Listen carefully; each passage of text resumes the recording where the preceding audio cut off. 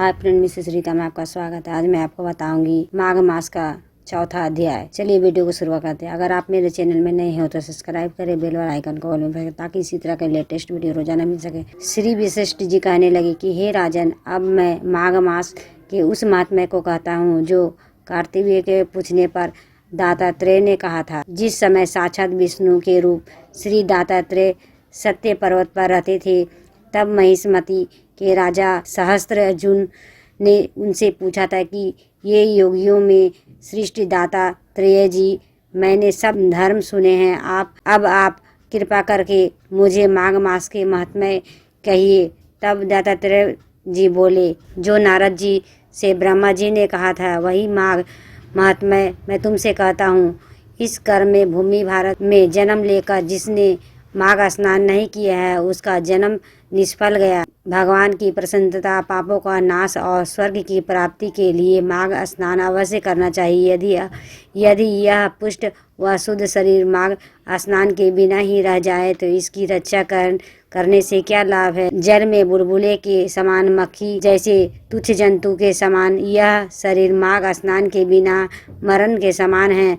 विष्णु भगवान की पूजा न करने वाला ब्राह्मण, बिना दक्षिणा के श्राद्ध और ब्राह्मण रहित क्षेत्र, आचार रहित कुल, ये सब नाश के बराबर है। गर्व से धर्म का, क्रोध से तप का और गुरुजनों की सेवा न करने के से स्त्री और ब्रह्मचारी, बिना जली अग्नि से हवन और बिना साक्षी के मुक्ति का नाश हो जाता है। जीविका के लिए कहने वाली कथा, आपने ही लिए बनाए हुए भोजन की क्रिया, शुद्ध और से भिक्षा लेकर किया हुआ यज्ञ तथा कंजूस का धन, यह सब नाश के कारण है।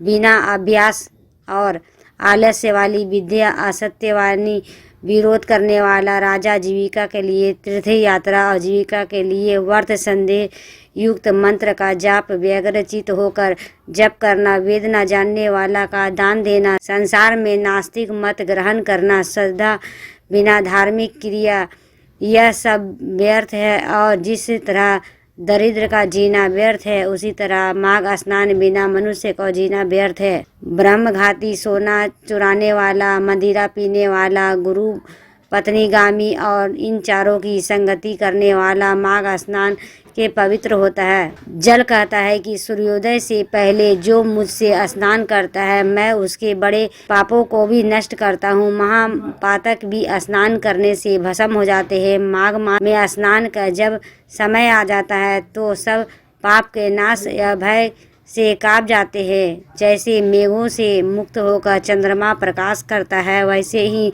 श्रेष्ठ मनुष्य माघ मास में स्नान करके प्रकाशमान होते हैं। काया, वाचा, मानसा किए हुए छोटे या बड़े या नए या पुराने सभी पाप स्नान से नष्ट हो जाते हैं। आलस्य में बिना जीने व जो पाप किए हो वह भी नाश प्राप्त होते हैं। जिस तरह जन्मांतर के अभ्यास में आध्यात्मिक ज्ञान की प्राप्ति होती है, उसी तरह जन्म जन्मांतर के अभ्यास से ही माघ स्नान के मनुष्य की रुचि होती है। यह अपवित्रों को पवित्र करने वाला बड़ा तप और संसार रूपी कीचड़ को धोने वाला पवित्र वस्तु। हे राजन, जो मनवांछित फल देने वाला माघ स्नान नहीं करते हैं वह सूर्य और चंद्रमा के समान भोगों को कैसे भोग सकते हैं।